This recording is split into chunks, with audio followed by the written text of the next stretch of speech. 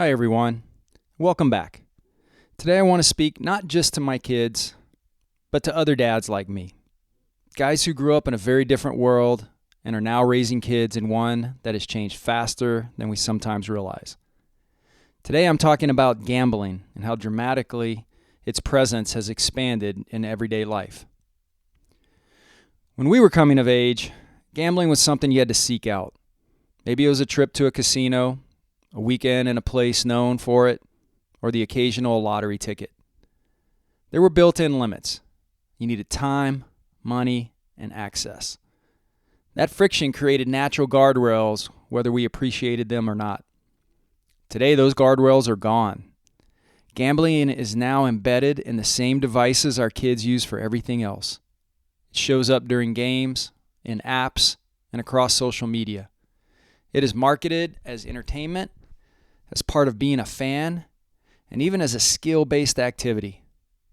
It is always available and always inviting. And that constant availability changes the equation. Gambling is not just a financial risk. It is a behavioral one. It taps into the brain in a way that rewards quick wins and encourages chasing losses. When the opportunity to place another bet is always right there, the cycle can accelerate in ways we never had to deal with growing up. What should concern us as dads is how intentional this environment is. These platforms are designed to keep people engaged. That design feels familiar because it borrows from gaming and social media. Fast feedback, bright visuals, and constant notifications create a loop that is hard to step away from. It does not feel like the old image of gambling. It feels casual and normal. We also need to be honest about who is being targeted. Young men are a key audience.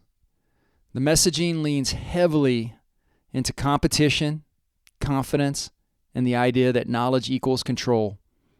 It tells them that if they understand sports, they can win. That message lands because it speaks directly to how many young men see themselves in the world. But the reality is that the system is not built for consistent winners. It is built for participation. Over time, that can lead to more than just lost money.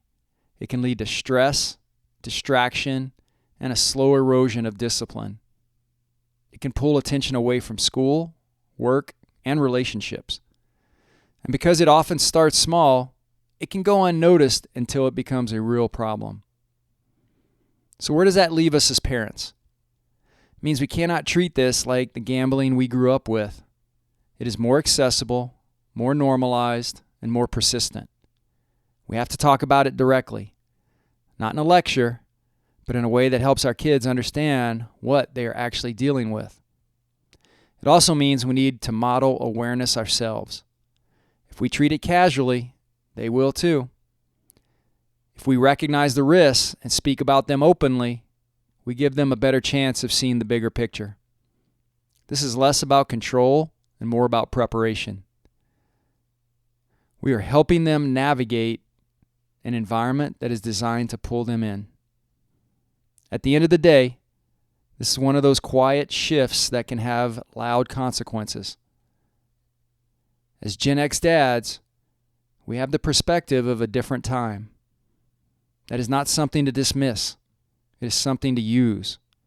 We can bridge that gap for our kids if we're willing to engage with what has changed. So good luck, and thanks for listening.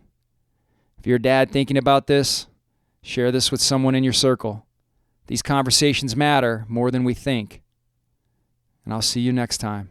Take care.